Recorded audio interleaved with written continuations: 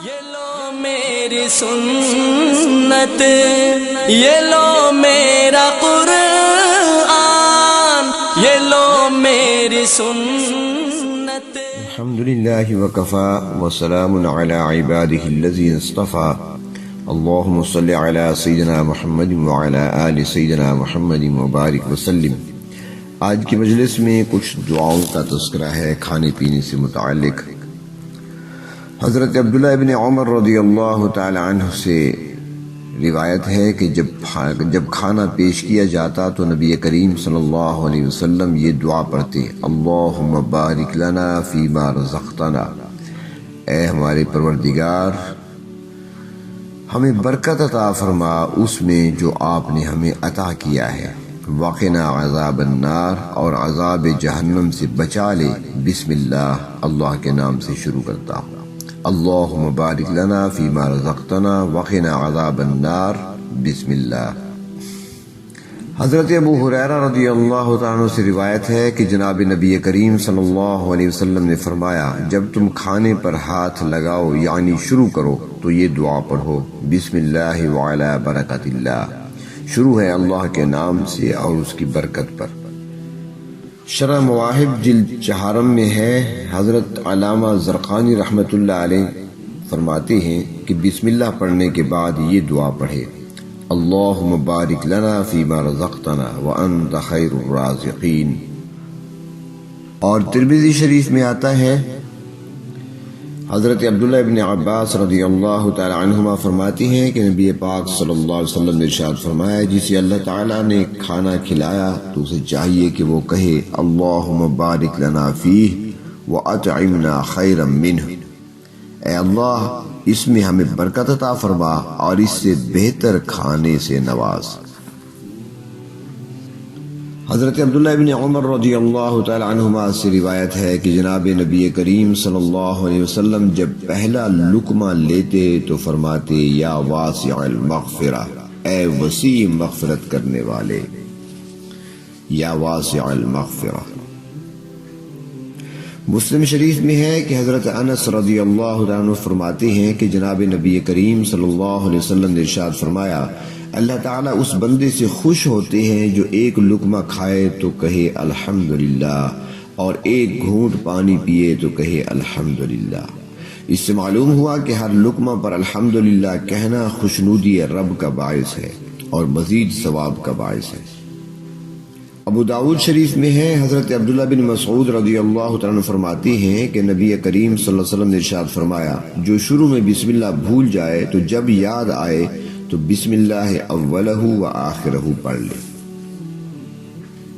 نبی کریم صلی اللہ علیہ وسلم سے کھانے کے بعد کئی دعائیں منقول ہیں، اور ان منقولہ دعاؤں میں سے کسی ایک کا پڑھ لینا بھی سنت کے ادا ہونے کے لیے کافی ہے۔ تو مختلف دعاؤں میں سے 1-2 دعائیں یہاں پر عرض کر دی جاتی ہیں۔ حضرت ابو سعید خدری رضی اللہ عنہ سے روایت ہے کہ کھانے سے فارغ ہونے پر نبی کریم صلی اللہ علیہ وسلم یہ دعا پڑھتے تھے: الحمدللہ الذی اطعمنا وسقانا وجعلنا مسلمین، تعریف اس خداوند قدوس کی جس نے کھلایا پلایا اور مسلمان بنایا۔ اور حضرت حارث فرماتے ہیں کہ جناب نبی اکرم صلی اللہ علیہ وسلم صبح و شام کھانے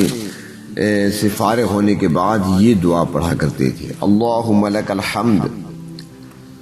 اے اللہ آپ ہی کے لیے تعریف ہے، اطعمتا آپ نے کھلایا، واسقیتا آپ نے پلایا، واشبعتا آسودہ کیا،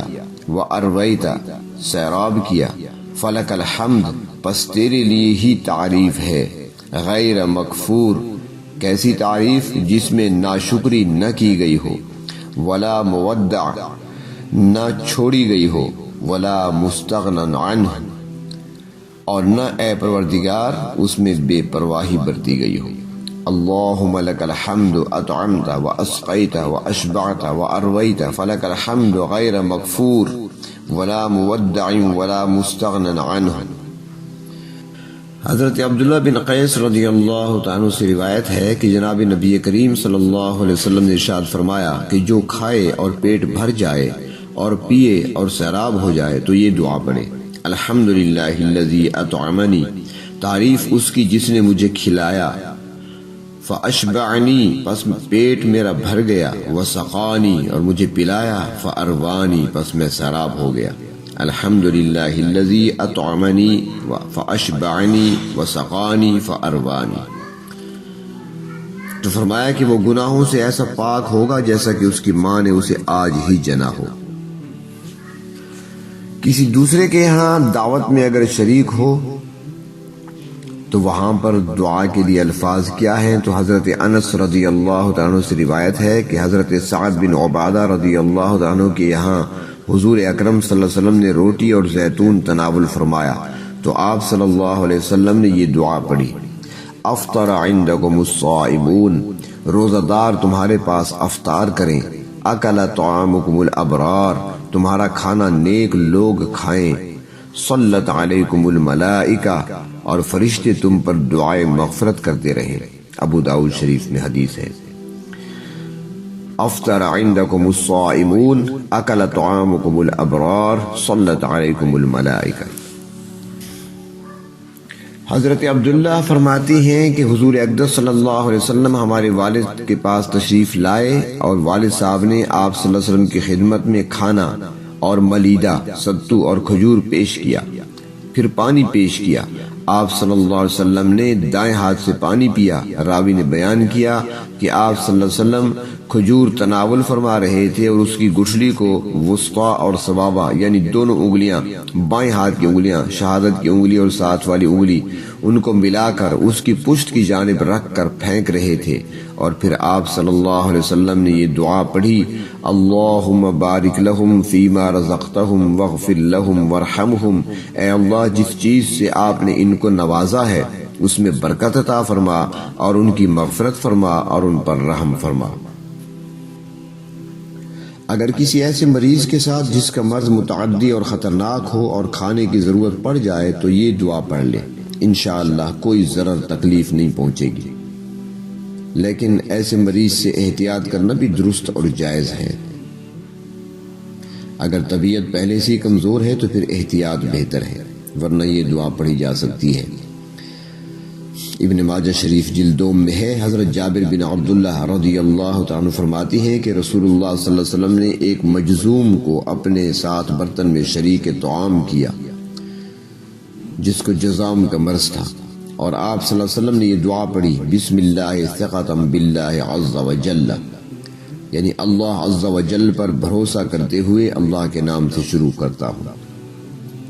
کھانے پینے کی اشیاء کے نقصان سے محفوظ رہنے کے لیے کیا پڑھنا چاہیے؟ تو حضرت انس رضی اللہ تعالیٰ سے مروی ہے کہ جناب نبی کریم صلی اللہ علیہ وسلم نے ارشاد فرمایا: جب تم کھانا کھاؤ یا پانی پیو تو یہ دعا پڑھ لو تو تم کو کوئی ضرر نقصان نہ پہنچے گا، اگرچہ اس میں زہر ہی کیوں نہ ہو۔ بسم اللہ وباللہ الذی لا یضر مع اسمہ شیء فی الارض ولا فی السماء یا حی یا قیوم۔ حضرت عبداللہ بن عباس رضی اللہ تعالیٰ کی روایت ہے ترمذی شریف میں کہ نبی پاک صلی اللہ علیہ وسلم نے فرمایا: جسے اللہ رب العزت دودھ پلائے تو وہ یہ دعا پڑھے: اللہم بارک لنا فیہ وزدنا منہ، اے اللہ اس میں ہمارے لیے برکت عطا فرما اور زیادہ عطا فرما۔ حضرت ابو جعفر فرماتے ہیں کہ جناب نبی کریم صلی اللہ علیہ وسلم جب پانی پیتے تو یہ دعا فرماتے تھے: الحمدللہ الذی سقانا عذبا فراتا برحمتہ ولم یجعل ملحا اجاجا بذنوبنا، تعریف اس اللہ پاک کی جس نے اپنی رحمت سے شیریں پانی پلایا، عذبا فراتا، وَلَمْ يَجْعَلْ مِلْحًا أُجَاجًا بِذُنُوبِنَا، اور ہمارے گناہوں کے سبب اسے نمکین اور کھاری نہیں بنایا۔ اللہ تبارک و تعالیٰ اپنے محبوب صلی اللہ علیہ وسلم کی ہر ادا کو، ہر سنت کو، ہر طریقے کو اپنانے کی توفیق نصیب فرمائے۔ یہ لو میری سنت، یہ لو میرا قرآن، یہ لو میرا میری سنت یہ دکھلائے گی تم کو اب راہ جنت.